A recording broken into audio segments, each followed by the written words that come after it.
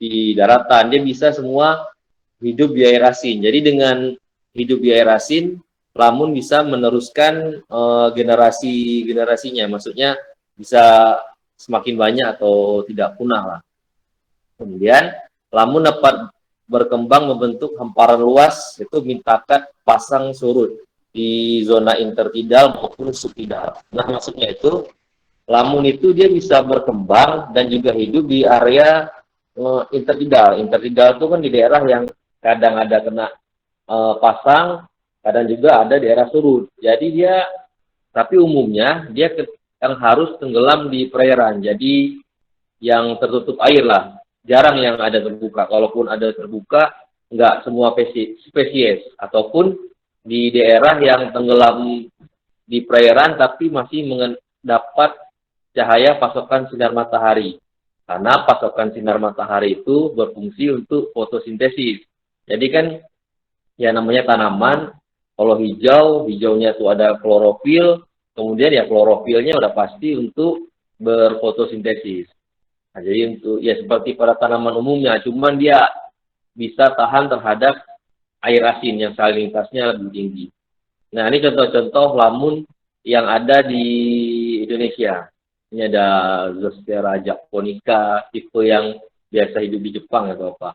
Ini ada daunnya mungkin, ada juga ada buahnya atau batang, ada akar. Ini ada Thalassodendron ciliatum. Ini kalau kita lihat gambar-gambarnya, kalau saya kategorikan ini ada 3 kategori utama. Yang pertama yang daunnya lebar, hampir mirip kayak pandan ya, pandan atau jenis apa yang batangnya kecil. Kemudian ada pandan yang kayak batangnya besar. Ada juga kayak tanaman paku mungkin. Satu lagi yang agak tipis ya, tipis tapi yang daunnya lebih kecil. Tapi kalau untuk perbedaan lebih dalam lagi, kita mungkin bisa lihat lagi di buku panduan identifikasi. Kalau saya ini ambilnya tuh cuman kayak potongan gambar, kita tempel di slide. Tapi kalau mau jelasnya, kita bisa lihat di buku identifikasi lamun. Karena kalau dengan mangrove, mangrove kan lebih mudah kita lihatnya itu di darat, kita lihat langsung daunnya, kita foto. Tapi kalau lamun, itu kan posisinya kan di air. Di air, kalau kita angkat ke atas, itu kan sudah metode destruktif, bisa merusak. Tapi kalau kita melihatnya di air, kadang ada yang bisa terlihat jelas. Satu lagi, mungkin harus pakai ya snorkeling. Cuma kalau snorkeling kan agak susah, karena posisi kita tuh tidak tenggelam. Pasti masih di perairan yang dangkal. Kalau perairannya agak dalam, bisa kita snorkeling. Ataupun kita bisa coba melihat lebih dekat secara mendetil lah, mungkin jongkok atau apa dibandingkan kita melihat mangrove tadi. Kalau terumbu karang masih lebih mudah kita deteksinya karena kita bisa snorkeling di perairan, kita bisa melihat dengan jelas dengan bantuan kacamata renang ya. Kalau lamun ini posisi kita yang agak susah, walaupun ada beberapa lokasi yang bisa mengamatinya dengan mudah. Kalau jenis-jenisnya kan ada banyak, cuman yang sering ditemui itu nggak begitu banyak lah, paling ada 6 atau 7. Jadi untuk identifikasi masih kategori bisa dilakukan lah. Kemudian siklus hidup lamun itu melalui sistem dispersi ya. Dispersi itu semacam kalau di daratan itu kayak penyerbukan putik dan serbuk sari. Kalau di daratan itu melalui bantuan lebah atau bantuan kupu-kupu. Tapi kalau lamun penyerbukannya melalui bantuan dugong ataupun kura-kura. Jadi mereka tuh memakan lamun, mungkin ada yang termakan bijinya atau apa, sementara bijinya itu nggak bisa dicerna oleh pencernaan lamun dan dugong. Kemudian ketika mengeluarkan fesesnya atau apanya, jatuh lagi ke daratan, disitulah yang tersebar. Nah, di sini kan mungkin ada yang bertanya, dengan adanya dugong sama penyu yang memakan lamun, apakah mengakibatkan lamun itu bakal habis ya atau rusak? Kalau versi saya itu enggak, karena dia ada salah satu teori, kalau tanamannya udah terlalu banyak, terlalu rimbun, dia akan menjadi tempat singgahnya bakteri. Jadi kalau terlalu padat, pekat, itu bisa munculnya bakteri karena menghalangi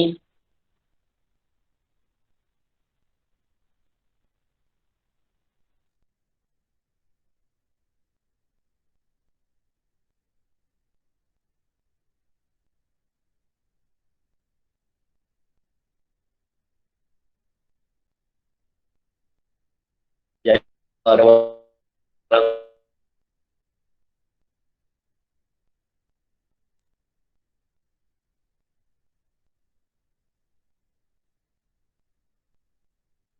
banyak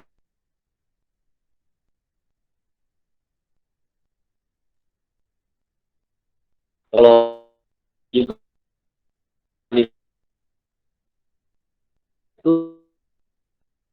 muka tim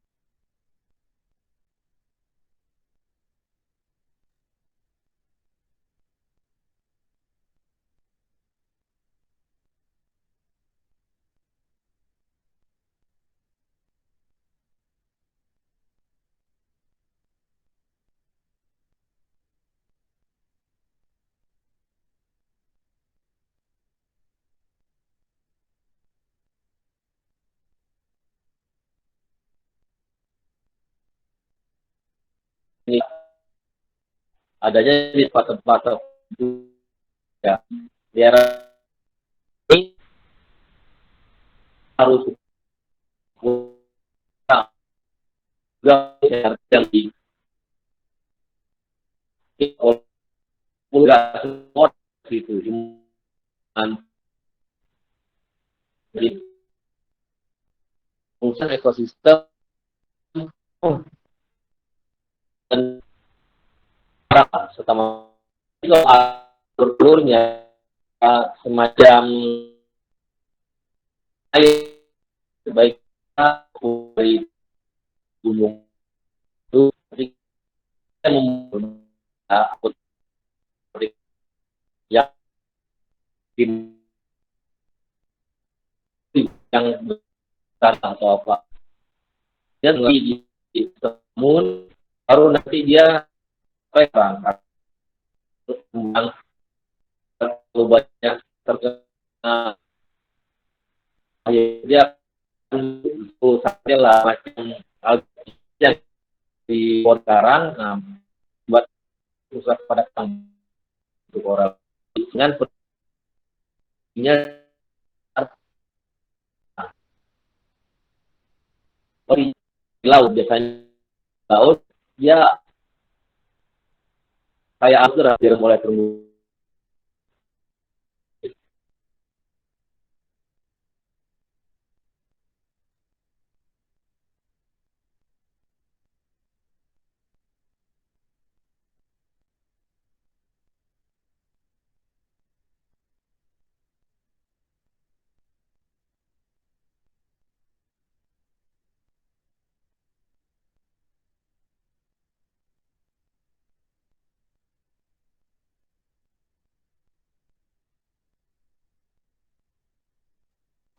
Sepertinya Pak Nabil hilang sinyal lagi.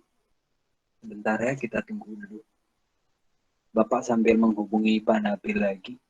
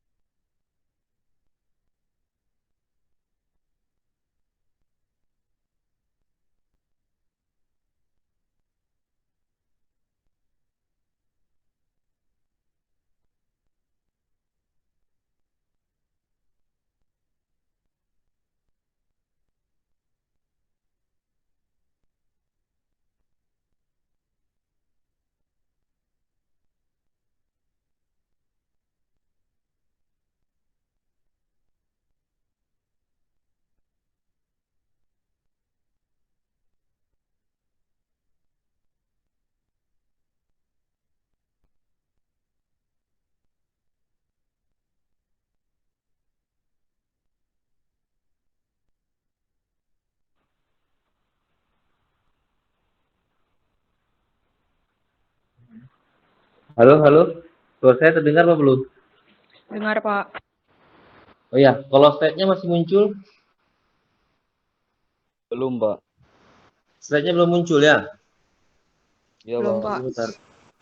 Eh, apa tadi ya? Kayak semacam peta. Oh ya. Kok keluar sendiri ya? Kayak, oh, kenapa ya? Bentar ya, saya join lagi nih. Saya pikir di laptop nggak keluar, tapi di ini keluar juga. Di laptop juga keluar.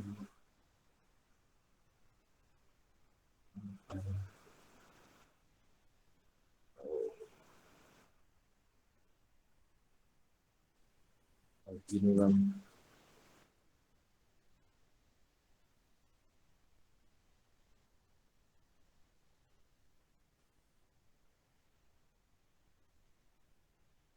Ntar lagi login ulang nih.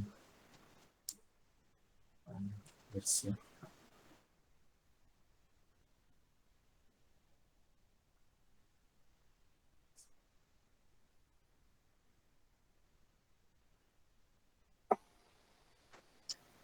Bapak masih mati lampu atau bagaimana Pak ini keluar masuk Zoom Ya masih mati meeting Pak? lampu. Jadi dia koneksinya tuh sesekali bagus, sesekali enggak kan. Nah ini lagi join yang laptopnya. Kalau yang HP udah join kan. Untuk bersiap. Bersiap. Bersiap, Anda akan segera dapat bergabung. Itu sih dibilang.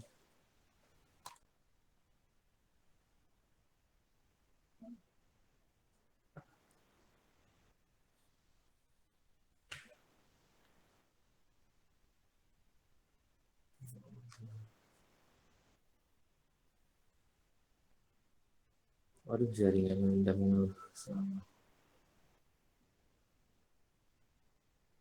Atau kalau Pak Wira yang share screen bisa? Halo, Pak Wira? Settingan ini Pak, saya juga dari tadi nyoba share screen tapi tidak bisa. Ada mahasiswa yang bisa download di grup bahan Pak Nabil, kemudian bisa mungkin share screen. Ntar saya coba, Pak. Nah, jadi saya saya fokus di di HP aja. Kalau berbagi kuota dengan laptop ya terpecah dia kuotanya, takutnya nggak Oh iya kuat. Pak, betul Pak, karena Bapak masih mati lampu sana Pak ya, jadi lewat HP aja Pak.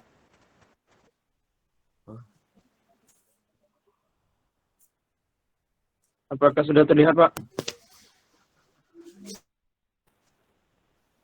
Belum dirotasi otomatis mungkin Ari. Dari portrait ke landscape.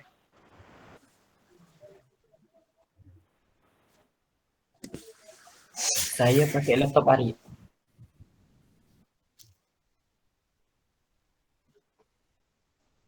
Boleh, Rizky? Atau siapa Rizky mau bantu? Kalau Rizky pakai laptop,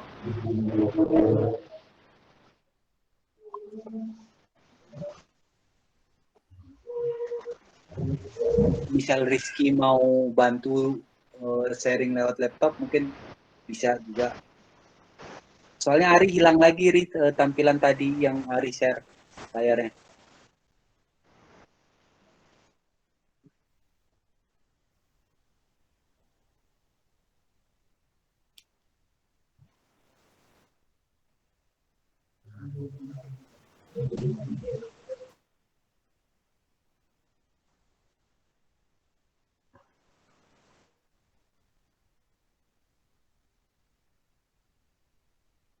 Rizky ini ya, Rizky sedang melakukan presentasi.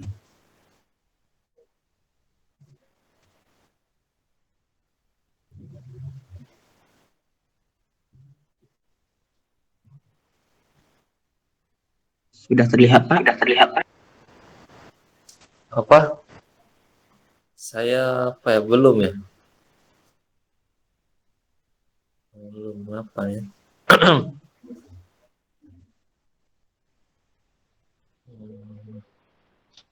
Oh, di Papa Wira udah kelihatan ya?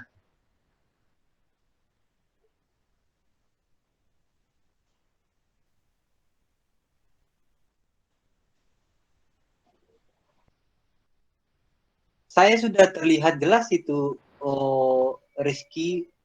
Pak Nabil belum terlihat kah, Pak? Aduh, saya belum. Mahasiswa yang lain terlihat nggak Saya- sharing screen dari Rizky? Kalau di sini terlihat jelas dari Rizky. Coba saya refresh sebentar. Terlihat, Pak.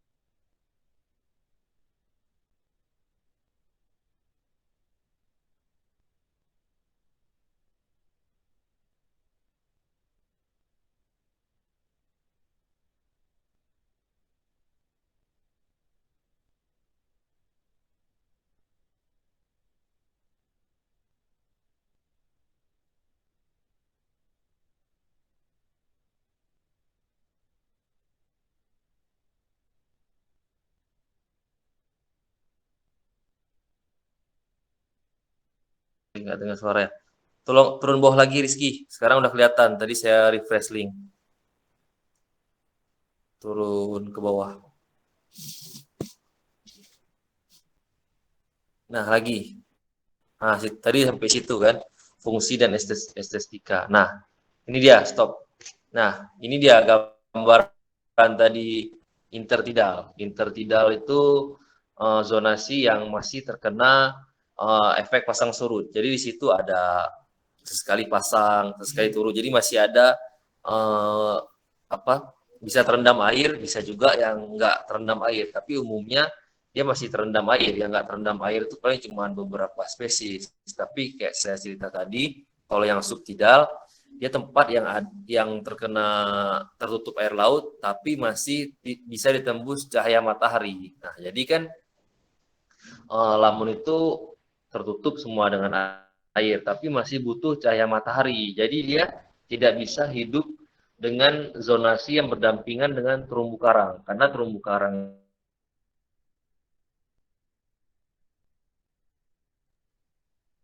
itu biasanya matahari masuknya masih berkurang. Jadi susah untuk fotosintesis. Next, Rizky.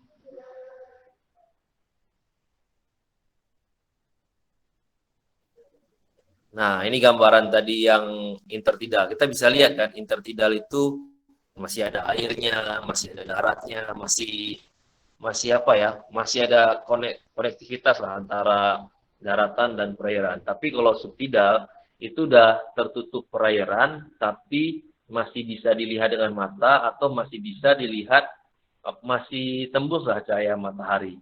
Next, Rizky.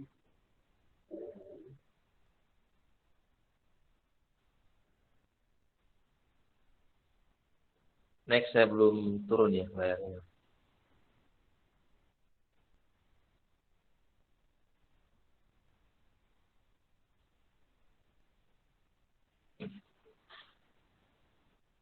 Slide bawahnya coba, slide bawahnya.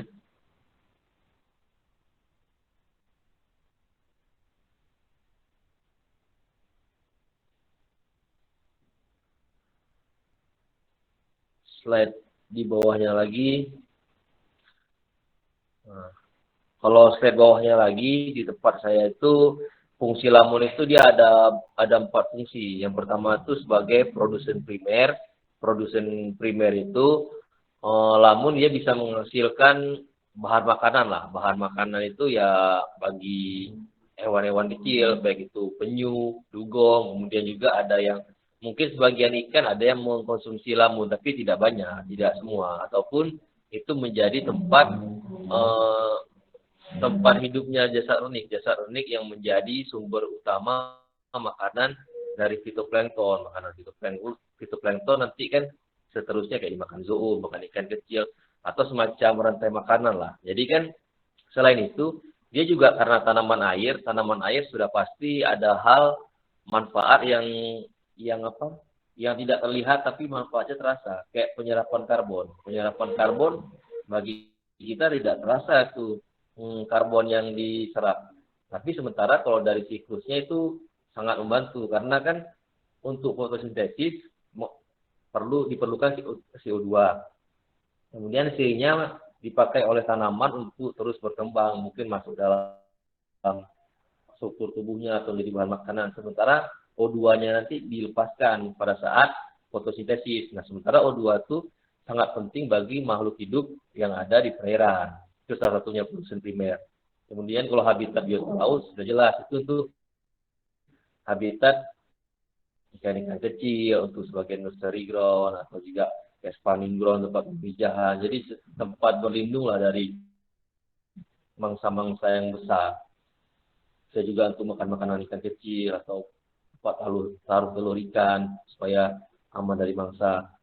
Kemudian kalau yang kayak cerita saya tadi, fungsi ketiga itu adalah kalau dari sisi lautan itu adalah peredam arus atau gelombang supaya tidak besar sekali gelombangnya di daratan tadi. Selain sudah ditopang oleh terumbu karang, ditopang oleh lamun, baru nanti ditopang oleh mangrove.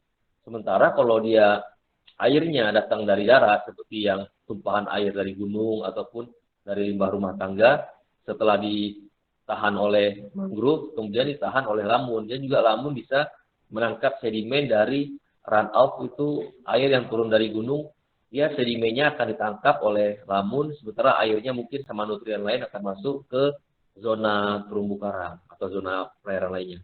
Next, tahapan berikutnya. Di tahapan berikutnya itu saya akan memperlihatkan slide tentang siklus rantai makanan yang ada di ekosistem lamun.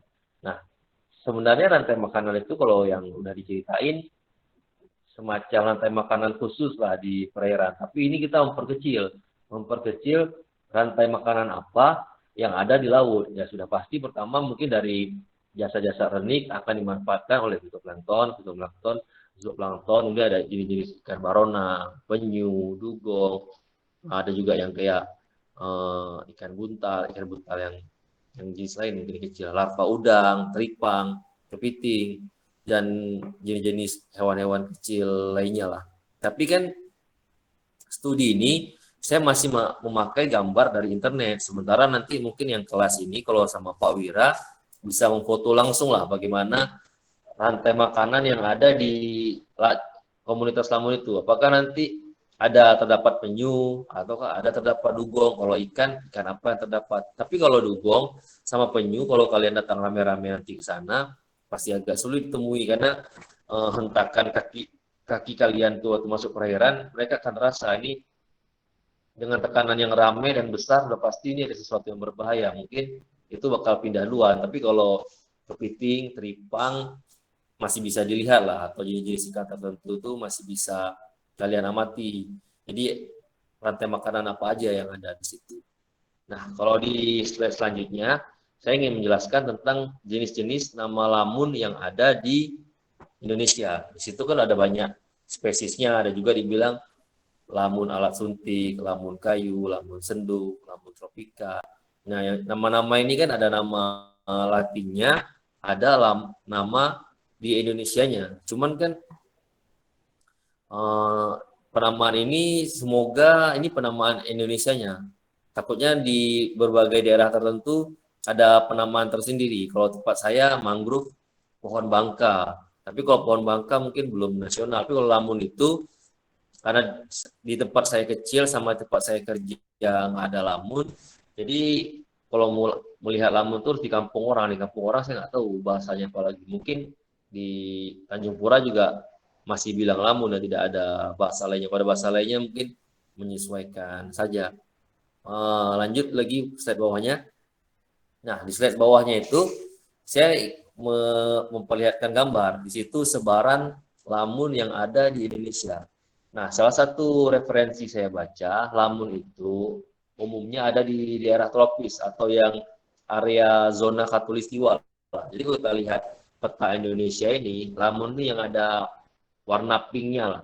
Nah, warna pink kan ini sih masih khatulistiwa. Jadi dia agak jarang sih kita temukan di daerah Eropa atau mana. Walaupun di sana ada juga kayak contoh kasus itu, nanti kalau di slide bawah saya menjelaskan transplantasi lamun itu di Amerika. Mungkin di Amerika ada ataupun di Jepang mungkin ada juga karena tadi ada yang namanya Jepang kan. Tapi umumnya banyak spesies itu yang ada di daerah khatulistiwa. Mungkin kalau di daerah Jepang, di Amerika ada juga lamun, tapi lamunnya jenis spesies lain, spesies yang bisa hidup di daerah mereka. Nah, sini kan ada yang penyu, dia makan lamun, kemudian ada ikan juga berasosiasi dengan lamun sebagai tempat nursery ground. Kemudian nih di salah satu daerah, mungkin saya ambil yang mungkin di Bintan atau di mana. Nah, sini dia kayak zona itu tadi, zona supratidal. Jadi dia tertutup semuanya oleh perairan. Ya ibaratnya kita bilang, oh kalau tutup perairan dia nggak ada oksigen. Tapi dia udah, lamun ini udah menyesuaikan diri supaya bisa hidup di daerah yang minim oksigen dan air asin. Tapi kalau di daerah zona seperti ini, sinar matahari masih dapat masuk. Nah, kita lanjut slide bawahnya ya. Slide bawahnya itu dia menjelaskan tentang rehabilitasi dan restorasi padang lamun. Nah, di teknik ini kan saya udah bercerita tuh. Awalnya lamun ini langka. Di semua daerah nggak ada. Jadi kalau di tempat daerah tertentu, kalau sudah rusak, apakah kita bisa merehabilitasi, merestorasi atau mentransplantasi lamun biar lamun itu tetap ada atau apa? Karena kan kalau kabar-kabar yang beredar itu lamun itu merupakan habitat dugong, sementara dugong itu sudah hampir punah. Ya sudah punah karena habitatnya berkurang ke habitat lamunnya. Apakah dengan adanya habitat lamun nanti dugong akan bisa dipertahankan atau apalah? Kita lanjut ke slide bawahnya. Di slide di bawahnya itu ada dua jenis rehabilitasi. Yang pertama, rehabilitasi lunak dan rehabilitasi keras. Nah, di sini kalau rehabilitasi lunak dan keras ini kalau kita ya, kalau berpikir awal itu beda di peralatan, tapi sebenarnya bukan. Rehabilitasi lunak yang dimaksud teori ini adalah rehabilitasi yang mengatasi dari akar permasalahan. Slide berikutnya coba. Nah, rehabilitasi lunak itu maksudnya menyelesaikan akar permasalahan itu, akarnya itu dianggap yang merusak lamun itu bukan lamun itu sendiri, bukan juga hewan-hewan laut yang memangsa lamun atau yang hidup di lamun, tapi bukan itu. Yang merusak itu tetap manusia sendiri. Manusia itu mungkin ada ya membuang limbah berbahaya ataupun memijak lamun, kemudian juga menaruh jangkar kapal atau kapal sekitar lamun. Jadi dia rusak sendiri. Nah, jadi kan kita mencoba mengedukasi akar permasalahan, mungkin karena dianggap akar permasalahannya manusia, jadi kita mengedukasi masyarakat atau apa dengan berbagai cara. Ini saya jelasin contoh rehabilitasi lunak, yaitu edukasi terhadap manusia. Yang pertama itu di slide bawahnya itu adalah kebijakan dan strategi pengolahan. Nah, jadi kan kalau kalau misalkan mau buat peraturan, mau buat edukasi, kalau nggak ada kebijakan dari pemerintah, pastinya sulit. Tapi kalau pemerintah udah buat kebijakan, peraturan, udah pasti kan kalau dari pemerintah turun ke Perbu, Bupati, kemudian turun lagi ke dinas, baru turun masyarakat. Kalau udah ada aturan dari atas, pasti masyarakat yang di bawahnya itu pasti akan patuh lah. Tapi kalau kita memulai dari bawah agak susah, karena nanti nggak ada acuan yang jelas untuk strategi pengolahan. Nanti kenapa harus dilarang-larang, sementara pemerintah aja nggak dilarang. Tapi kalau kita udah ada acuan peraturan dari pemerintah, besar kemungkinan masyarakat akan patuh. Kemudian kalau yang itu kan poin pertama. Kalau poin kedua adalah penyadaran masyarakat. Nah, cara ini sebenarnya lebih baik. Jadi kita mengedukasi masyarakat, bahwasanya lamun itu penting untuk masyarakat. Bahwasanya dengan adanya lamun, nanti kestabilan rantai makanan tetap ada, kawasan juga kualitas perairannya juga bagus. Kemudian juga kita bisa meminimalisir abrasi. Jadi kan kalau dari poin-poin bagusnya udah dapat.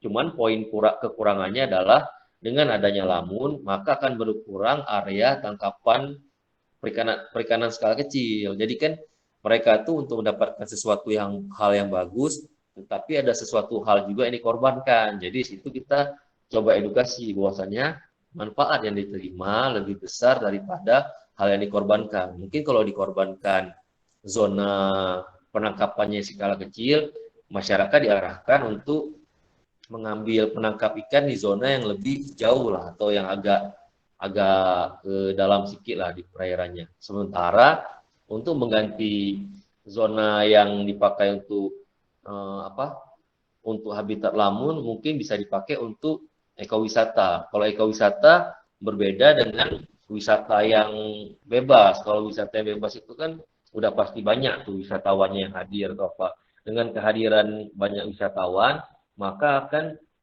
kalau lamunnya nggak terganggu. Biasanya yang terganggu itu dugong atau penyu dengan kehadiran keramaian masyarakat atau wisatawan. Tidak ada dugongnya agak susah, tapi lamunnya masih ada, lamun dan ikan masih ada. Cuman kan kalau kita sepaket, udah buat tempat wisata, kita pasti pingin semua, pingin lamun, pingin ikan, ada dugong, ada penyu. Nah, jadi kan kita nggak bisa pakai konsep wisatawan yang bebas. Kita pakai konsep ekowisata atau zona konservasi. Jadi ada batasan pengunjung, tidak semua pengunjung bisa masuk. Nah, kalaupun masuk dia bergantian, jadi nggak mengganggu habitat alam. Itu poin kedua. Kalau poin ketiga adalah pengembangan riset.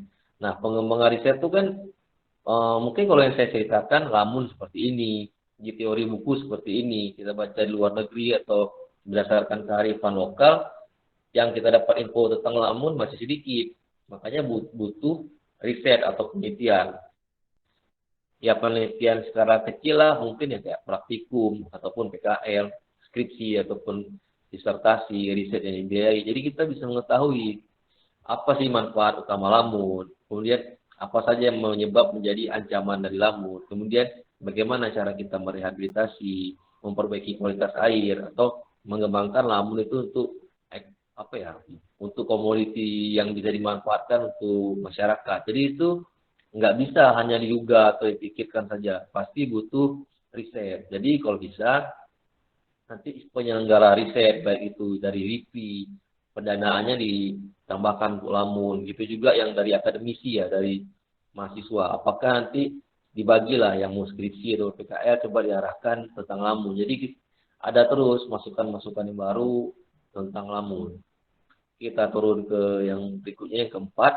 Poin keempat itu adalah pendidikan lingkungan. Nah, kalau pendidikan itu biasanya dipakai untuk anak-anak yang masih sekolah ya. Kalau masih sekolah tuh perlu diedukasi lah. Edukasi bahwasanya ada salah satu pendidikan lingkungannya mungkin tentang lamun. Karena kan kalau saya aja, kalau bukan saya sih, kalau yang mungkin junior saya atau apa, mungkin waktu SD-nya nggak begitu jelas tentang lamun. Jadi pikir lamun itu apa, ataupun dia lihat tanaman-tanaman kayak rumpur-rumpur gitu dipijak mungkin di perairan, ataupun masyarakat dia nggak tahu, tetap mendaratkan kapal di situ, tetap kalau jangkar. Sementara kalau udah tahu itu tempatnya yang untuk masa depan ataupun untuk yang bermanfaat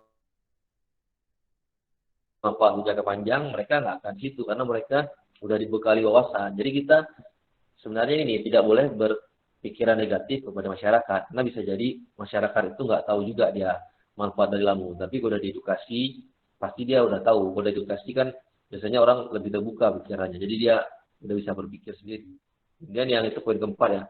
Kalau poin kelima adalah mata pencaharian yang alternatif. Nah, itu seperti saya jelasin di atas, zona-zona perairan yang terdekat itu kan ada dua pencarian masyarakat yang terganggu. Perikanan secara kecil dan untuk wisata yang besar. Mungkin mereka mau buka kios atau buka pondok, buka resort. Itu kan lebih terasa manfaatnya bagi masyarakat.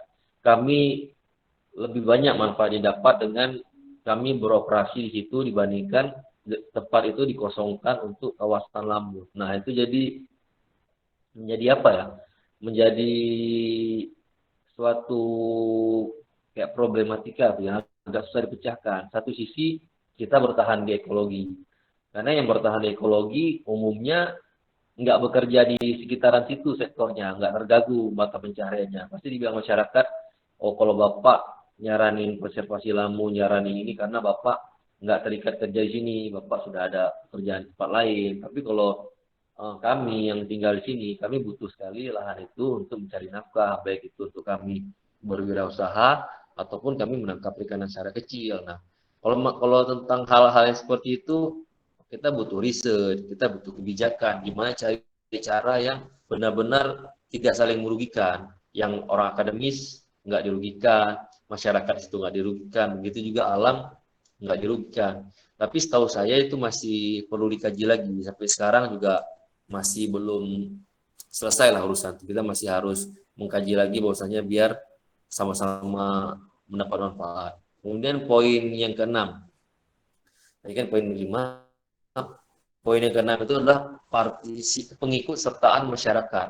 Nah, jadi biasanya tuh kalau ada riset itu yang turun tim dari LIPI mungkin atau tim dari LSM atau tim dari mana. Gitu juga kalau ada praktikum yang mahasiswa, ada skripsi mahasiswa, ada turun nanti dari dinas atau dari apa, lihat lamun juga dari dinasnya sendiri. Itu disarankan melibatkan masyarakat. Apapun yang ada kegiatan itu, masyarakat coba dilibatkan. Dengan terlibatnya masyarakat, kita mungkin bisa mengedukasi lebih lah. Jadi mereka lihat sendiri. Karena kan kalau masyarakat itu sistem infonya bukan kita share info baca di web, baca artikel, itu mereka tuh bisa dari mulut ke mulut. Ya mungkin seperti duduk di kopi, mereka bercerita, duduk sore antara ibu-ibu juga mereka bercerita. Jadi kalau kita melibatkan masyarakat, kita bercerita kepada masyarakat, mungkin masyarakat lebih mudah untuk menceritakan apa yang kita dapat itu ke sesamanya. Jadi secara tidak langsung, kita dengan mengajak beberapa masyarakat, masyarakat akan menyebarkan info itu kepada rekan-rekannya. Itu jauh lebih efektif daripada kita bikin sosialisasi. Kalau sosialisasi kan mereka seperti ngebayangin apa sih yang diceritain, seperti apa sih. Tapi kalau kita ajak terlibat langsung, mereka bisa merasakan sendiri apa manfaatnya dari kegiatan itu. Kemudian poin yang ketujuh adalah pengembangan daerah perlindungan padang lamun yang berbasis masyarakat. Nah, di situ kan nanti kalau kita mau bangun suatu daerah kawasan yang kayak konservasi atau daerah perlindungan, itu kan biasanya yang kelola masyarakat. Karena kalau yang kelola masyarakat, biar masyarakat itu bisa mendapat manfaat langsung di situ, mereka juga tinggalnya di situ dan juga bisa mengetahui, misalkan kayak ada nelayan yang nggak patuh di situ mau masih mencari ikan, mendaratkan kapal situ, ataupun ada yang masyarakat yang masih mencari ikan di situ, mereka juga lebih mudah untuk melarangnya atau menegurnya karena mereka emang di situ. Ataupun kalau ada kendala-kendala atau apa, lebih mudah kalau masyarakat yang mengelolanya. Jadi kalau misalkan kita nggak kasih edukasi masyarakat seperti yang poin di atas tadi, agak susah kita ajak masyarakat udah pasti nggak mau. Tapi kalau udah ada, kita mungkin bisa memperkerjakan atau memberdayakan masyarakatnya, masyarakat situ dapat manfaat lain lah, ada kegiatan lah di situ dengan tidak mesti harus mengorbankan wilayah Lamun itu untuk pekerjaan yang lain. Jadi mereka bisa fokus di situ sambil berusaha kita edukasi kegiatan-kegiatan lainnya. Dan itu tadi juga, misalkan kita di bidang perikanan, nggak bisa juga kita edukasi sendiri masyarakat itu. Kita harus melibatkan mungkin dari pakar ekonomi, pakar sosial kelembagaan, seperti apa sih cara edukasi masyarakat yang baik, kemudian seperti apa sih contoh-contoh ekonomi kreatif untuk meningkatkan perekonomian masyarakat yang tidak harus selalu mencari sesuatu yang di daerah Lamun tadi. Jadi kita libatkan orang aja, karena kalau kita dari perikanan, biasanya kita susah juga tuh ekonomi kreatif di sekitar pesisir apa aja kalau nggak bisa menangkap ikan. Kemudian pendekatan kepada masyarakat juga kalau kita nggak menguasai basic sosiologi itu agak susah. Tapi kalau kita melibatkan beberapa ahli, itu lebih mudah. Kita turun lagi ke slide yang berikutnya, yang poin ke-8 itu adalah peraturan perundang-undangan. Nah, peraturan perundang-undangan itu dia seperti saya bilang tadi, peraturan pertama dibuat oleh negara, kemudian diturunkan oleh kementerian, diturunkan lagi oleh provinsi, ke daerah, sampai yang paling kecil itu kayak kalau di Aceh itu ada Panglima Laut lah, semacam koordinator wilayah perairan. Jadi dengan adanya peraturan yang turun-temurun, dia lebih mudah diterapkannya. Bahwasanya atas dasar apa kami nggak boleh sini? Oh, ada peraturannya, itulah peraturan pemerintah yang diturunkan dalam peraturan daerah. Oh, udah jelas sih. Itu berarti emang negara emang melindungi daerah itu. Jadi kita harus kuat. Kemudian juga yang poin ke-9 itu adalah penegakan hukum secara konsisten. Nah, pasti kan udah sekian banyak yang kita ceritakan tadi, ya nggak semua orang sih bisa patuh. Pasti ada beberapa yang nggak patuh, tetap dia mencari kesempatan untuk ya mungkin yang mencarikan di situ, ataupun dia tetap membangun tempat wisata yang mass tourism, yang wisatanya tuh memang banyak orang kan, pasti mengganggu yang penyu sama dugong tadi. Itu mungkin sudah bisa ditegakkan sanksi atau apa oleh memang wilayah itu untuk konservasi. Yang untuk penggunaan lain mungkin sudah bisa disanksi bahwasanya tidak boleh digunakan untuk hal lain. Jadi kalau udah ada penegakan sanksi, mungkin orang akan lebih patuh. Lanjut lagi, sekarang kita masuk ke rehabilitasi keras.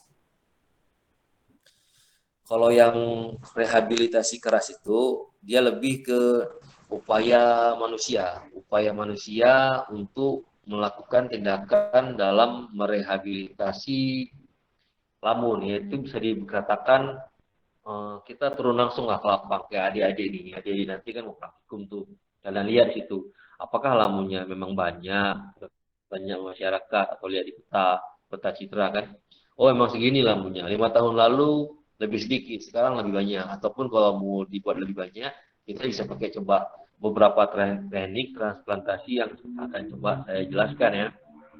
Yang di bawahnya itu, yang pertama, transplantasi itu ada beberapa metode sih. Sini yang di sini jelasin dulu akibat kerusakan manusia, yang ada yang pembuangan limbah yang mengandung pupuk atau apa. Step bawahnya ya, mengandung NP itu mengakibatkan blooming alga atau fitoplankton, itu menutupi aliran cahaya matahari. Jadi cahaya matahari susah untuk masuki area lamun. Gitu juga penangkapan ikan yang menggunakan boom akan merusak lamun, tumpahan minyak, buangan sampah, jangkar kapal itu sangat merusak lamun. Lanjut bawahnya kita sampai ke metodenya, yaitu pertama metode penanaman dengan bibit.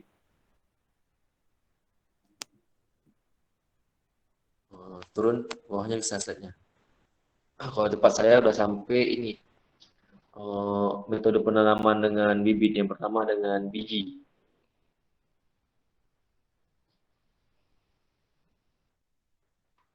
Coba turun lagi slide-nya di sini. Satu lagi yang sampai penanaman dengan biji. Bawahnya lagi ya. Kalau di tempat saya ini, penanaman dengan biji, kita mencari lamun yang ada buahnya, kemudian kita coba membuka bijinya, mungkin dikeringkan atau apa, kita tanam di perairan. Nah, kita tanam perairan, kayak kita nanam nanam biji jagung atau apa. Cuman penanaman dengan biji ini agak sulit ya, yang dikatakan penanaman dengan biji, karena daya dorong biji lamun itu kalau kita tanamnya agak dalam, itu susah dia untuk bangkit. Tapi kalau kita tanamnya nggak begitu dalam, dia mudah tersapu oleh gelombang. Jadi dia terbuka lagi, bakal mengapung lagi atau apalah. Itu salah satu teknik transplantasi dengan biji, itu agak tidak direkomendasikan. Jadi mungkin mereka masih pakai cara yang lain. Tapi cara itu ada, mungkin di beberapa tempat bisa digunakan, tapi tidak begitu direkomendasikan lah. Turun lagi sekarang sampai metode spring dengan jangkar atau tanpa jangkar. Bawahnya lagi ya. Nah, di situ tuh kita ini ya, kalau metode tanpa jangkar, kita membuat semacam transek. Transek itu kayak ibaratnya tuh kayak kita ambil sampel lamun lah. Tapi ambil sampel lamun itu kita kayak semacam buat pagar. Kita buat pagar tapi di perairan. Kita buat pagar, kita tanamin lamun. Lamun itu dia menggunakan menggunakan kayu. Kayak kita buat kayu bambu lah, kayu bambu mungkin 30 cm. Kita tancapkan di situ, kita isi tanah di akuanya, kita taruh biji lamun. Jadi biji lamun itu terhalang oleh aqua. Aqua tadi itu melindungi biji lamun mungkin supaya cepat tumbuh dan juga nggak terbawa arus. Sementara kekuatan jari pohon itu bertopang dengan biji. Dan kemudian ada beberapa tempat itu dipagari. Dipagari itu kalau fungsinya mungkin kita anggap ya, di teori ini dianggap, turun lagi slide bawahnya yang ada slide lamun dan pagar itu. Nah, dipagarkan tuh diceritakan di sini mungkin nanti ada penyu ataupun dugong. Takutnya di biji yang kita sedang coba tancapkan dengan botol aqua tadi takut dimakan atau dirusak. Kalau kita pakai pagar itu mungkin dugong dan penyu mungkin nggak ke situ. Tapi kalau udah pasti situ nggak ada penyu dan kura-kura atau penyu dan dugong, kita nggak perlu buat pagar seperti gambar di atas tadi. Kalau sekarang yang ketiga adalah metode frame tabung bambu. Nah, di situ kita buat bambu itu 4 persegi, kemudian di dalamnya kita buat lagi bambu, udah kayak pancatur lah. Mungkin kayak fondasi apa ya? Ya kayak papan catur tapi di tengahnya itu bolong. Itu akan dimasukkan polybag yang isinya lamun. Jadi kalau ada dari bambu, kita buat juga kayak pagar-pagar kecil itu sebagai tempat taruh bambunya itu lebih kuat. Jadi kalau ada hentakan gelombang atau apa dia akan terbang. Polybag tadi masih nyangkut. Paling yang gangguan tadi misalkan kalau ada penyu dan dugong. Tapi kalau nggak ada penyu dan dugong itu masih aman. Bisa pakai cara seperti itu.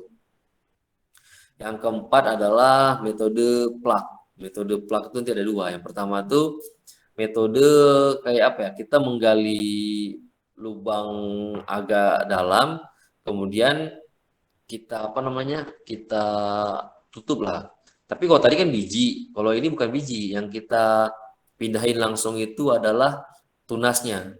Jadi kita gali tanah, kita taruh, kita tanam. Cuman ini kan kalau udah berakar lebih bisa agak dalam lah, nggak sedangkal biji. Kalau biji kan nggak bisa terlalu dalam, tapi kalau tunas mungkin bisa agak dalam. Nah, itu ya salah satu caranya cara itu. Kemudian yang kelima ada metode ikat karung. Nah, metode ikat karung ini bisa dua cara ya. Turun lagi slide-nya metode ikat karung. Metode ikat karung itu yang pertama mungkin bisa kita taruh bijinya diselipkan di antara karung, tapi berisiko. Takutnya nanti pas tumbuh tunasnya terhalang dengan karung. Tapi kalau yang udah ada tunasnya mungkin bisa ditaruh di karung tadi. Karung tadi mungkin pengganti bambu lah ataupun yang metode transek tadi. Cuman kalau metode karung ini kalau saya rasa kurang efektif, masih lebih efektif yang bambu tadi. Walaupun ini bisa dicoba metode karung karena kalau karung ya mungkin karungnya sudah diisi zat organik lah atau pupuk atau apa, jadi mungkin agak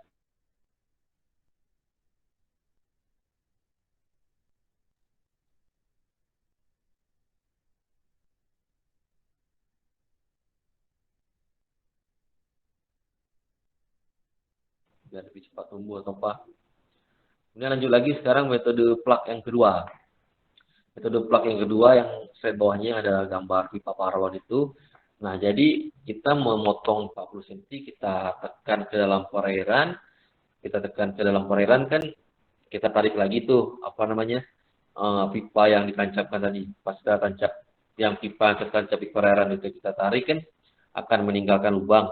Nah, lubang itu akan diisi dengan lamun yang kita ambil juga dengan pipa. Mungkin kita pilih lah salah satu jenis lamun atau apa, kita masukkan tuh dari batangnya, daunnya lah. Dari daunnya tuh kita masukkan lamunnya, kita tekan sampai ke dalam, kita angkat. Kita angkat sampai akar-akarnya, kemudian kita pindahin yang lamun yang ada akar-akarnya tadi ke lubang yang kita buat dengan ukuran pipa yang sama. Kita masukkan ke situ. Cuman di sini nggak disebutkan apakah pipanya itu ditarik lagi atau pipanya tinggal dialah.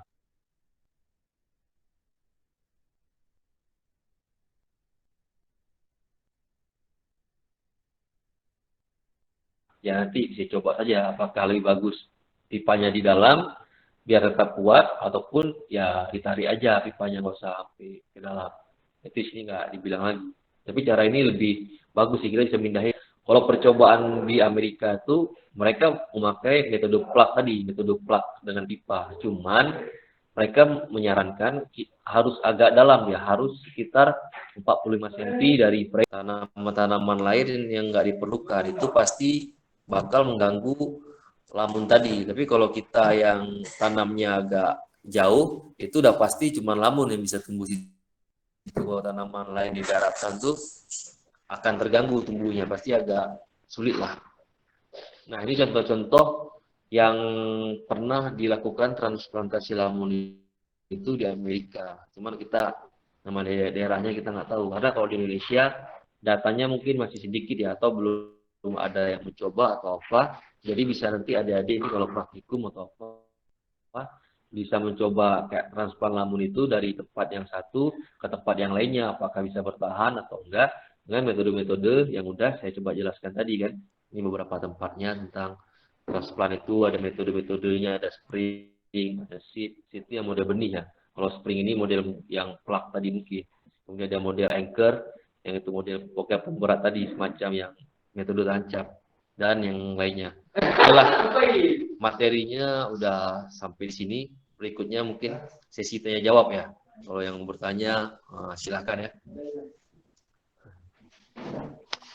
Silakan mahasiswa. Oke Pak Wira, materinya. Lanjut, silakan mahasiswa, ada yang ingin berdiskusi?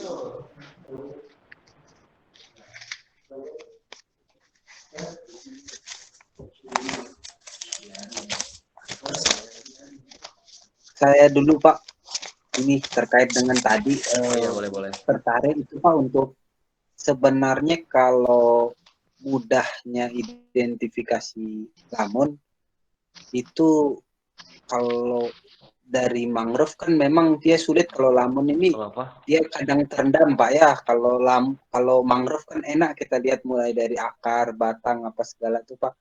Nah, apakah metode identifikasi itu apa saja kunci-kuncinya Pak, dan kemudian bagaimana strategi kalau kita mau identifikasi lamun itu tanpa merusak, harus mencabutnya dulu Pak, karena apa namanya kan kalau lamun sulit diidentifikasi itu biasa dicabut baru di darat diperhatikan itu Pak. Nah itu bagaimana Pak, apa aja pertama kunci identifikasi, terus strategi bagaimana identifikasi lamun tanpa harus merusak lamun tersebut Pak.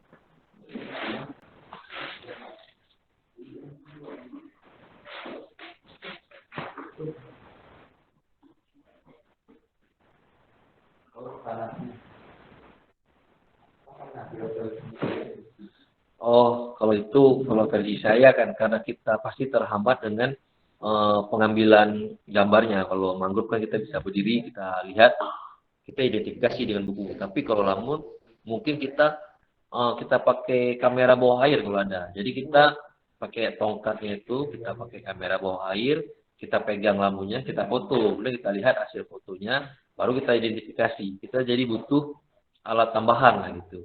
Karena kalau snorkeling terlalu rendah kitanya, tapi kalau kita mendekat juga agak sulit, kemungkinan ya pakai foto mungkin caranya. Begitu Pak Wira. Atau udah ada semua nih kamera bawah air di Untan, atau ada beberapa unit bisa pakai itu mungkin kan. Baru nanti identifikasinya mungkin ya setelah turun dari perairan, dari lapangan tuh nggak bisa langsung di situ. Tapi kalau bisa langsung di situ, kalau merasa akurat boleh juga. Bisa langsung diidentifikasi situ, bisa juga melalui foto yang didapat. Gitu Pak Wira.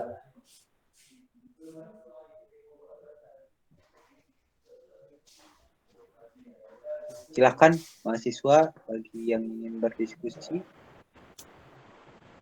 Ya, mahasiswa silakan.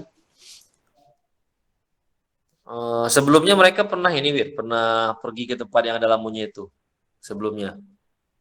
Di praktikum sebelumnya mungkin atau apanya kan? Atau baru mau pergi nih? Adakah mahasiswa yang itu? Silakan mahasiswa merespon pertanyaan Pak Nabil. Pernah Pak. Cuman kemarin Sudah agendanya sudah Pak. Agendanya apa kemarin? Itu Pak, bukan dalam agenda kuliah Pak atau praktikum. Jadi kemarin kami sama PPN Pak, pegawai PPN Pak. Jadi kemarin agendanya liburan. Jadi kemarin nyelam melihat Nemo Pak, yang di mana di situ Nemo berkerumun di lamun tersebut gitu Pak.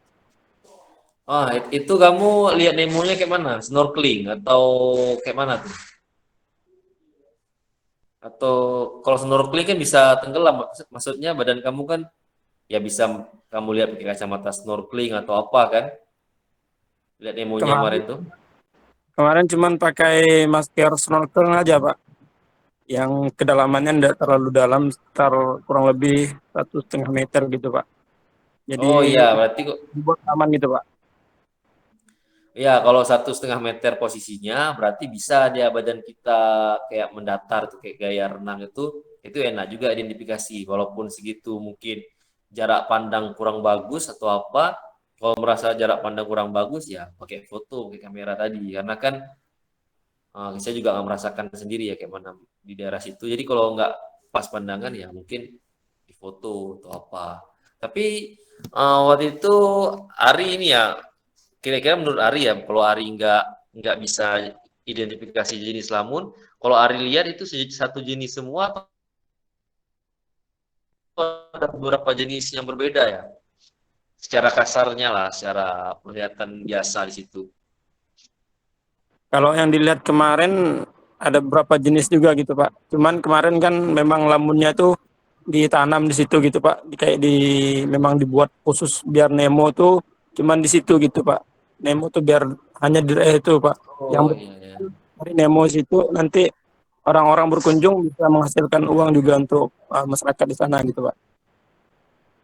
Oh iya iya. Berarti yang kayak saya ceritain tadi sebenarnya udah ada di tempat yang Ari pergi itu. Jadi kan saya bercerita gini supaya caranya gitu.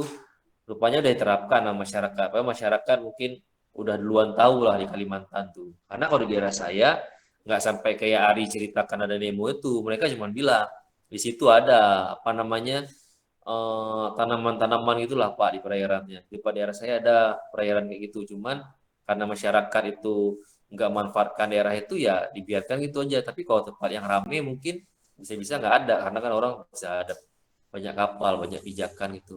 Kalau tempat hari kemarin di situ wilayah apa, Ri? Ada tempat mendaratkan kapal-kapal nelayan atau emang khusus buat ini Pak wisata Nemo atau apa?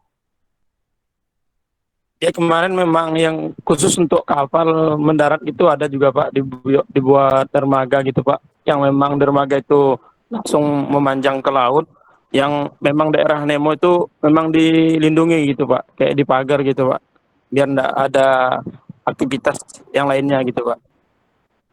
Oh, berarti di pagar ya. Pagarnya kayak mana maksudnya?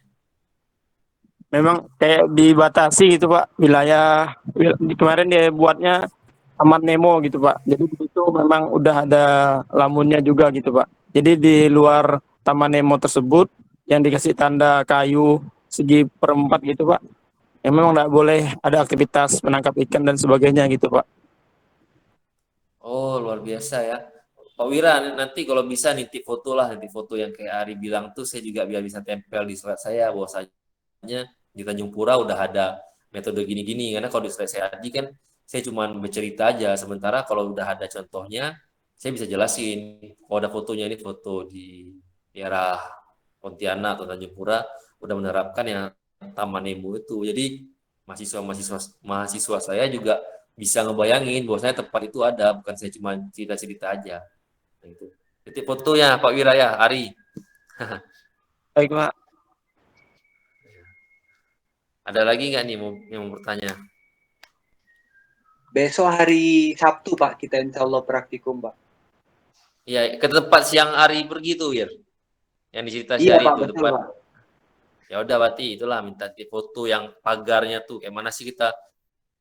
Kalau kita cerita pagar ke mahasiswa di sini kan yang kayak mana Pak pagar maksudnya Pak atau apa ataupun kayak mana nih interaksi antara masyarakat dengan Lamun apakah seberapa jauhnya ataupun bisa berdampingan tapi ada cara apa mungkin kan kalau Pak Wira ke sana udah pasti lebih apa ya lebih jelas lah baratnya atau Pak Wira buat jurnal biar ada publikasi dengan mahasiswanya turun-turun praktikum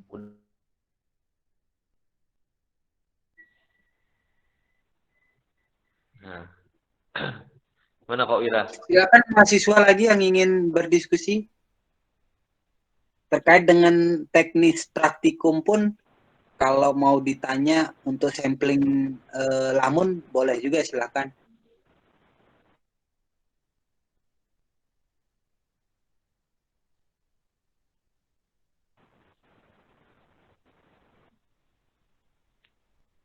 Pak, kira-kira Pak Nabil, ini mahasiswa kami semester 6 nih Pak, terkait untuk peluang skripsi untuk ngambil lamun ini bagaimana Pak? Kira-kira apa yang bisa diangkat, terus kemudian peluang ngambil skripsi di lamun kira-kira mudah atau sulit dilaksanakan bagi mahasiswa kami Pak?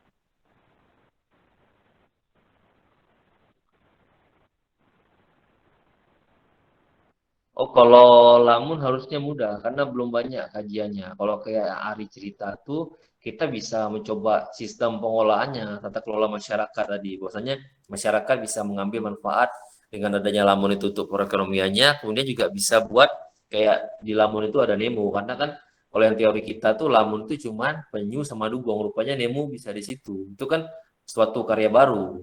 Belum lagi nanti kalau yang model transplantasi atau apa tuh itu tahapan lain aja. Ini tahapan awalnya aja pengolahan dan paling identifikasi lah yang paling sederhana pasti identifikasi lamun apa aja dari situ, pola sebaran, habitat, baru berikutnya yang pengolahan yang kayak Ari bilang. Banyak sih peluangnya. Untuk dijadikan jurnal juga banyak, Wir. Yang dari praktikum nanti aja kalau Wira laporan mereka tuh ditaruh dalam format jurnal, kirim ke jurnal tempat kami, udah publish tuh udah banyak artikel mahasiswanya. Nah, banyak juga publikasi untuk paper tahunan. Cuman pas pergi praktikum bisa banyak manfaat. Nilai dapat, publikasi dapat. Nah, gitu. Itu paling Pak Wira. Baik Pak, terima kasih banyak Pak. Untuk mahasiswa bila sudah tidak ada yang ingin didiskusikan, kita akhiri. Sekali lagi terima kasih kepada Pak Nabil sudah berkenan mengisi sebagai dosen tamu pada mata kuliah Manajemen Sumber Daya Pesisir dan Laut. Semoga apa yang disampaikan Pak Nabil tadi bisa dipahami, diaplikasikan oleh mahasiswa ke depannya. Dan kepada Pak Nabil sekali lagi terima kasih Pak, walaupun ada kendala-kendala tadi yang sempat kita alami, Ya, tapi saya mohon maaf tuh. ya Pak, itu tidak mengurangi dari keingintahuan kita terhadap materi lamun yang Bapak sampaikan. Saya harap juga Pak, jangan sampai selama perkuliahan tentang lamun ini mahasiswa kita jangan melamun, biar Oh, iya iya itu iya. Pak. Jadi jangan sampai materinya tentang ekosistem lamun mahasiswanya sibuk Waduh. melamun. Jadi ya Waduh, berbahaya. parah tuh. Itu. Baik, terima kasih banyak Pak Nabil. Ya, sama-sama Pak Wira. Semoga kedepannya kita bisa berkolaborasi lagi Pak. Demikian dari Ya. kami Pak, izin untuk menutupnya. Wabillahi taufiq wal hidayah. Wassalamualaikum warahmatullahi wabarakatuh. Selamat sore dan salam sejahtera untuk Ya. Sore ya.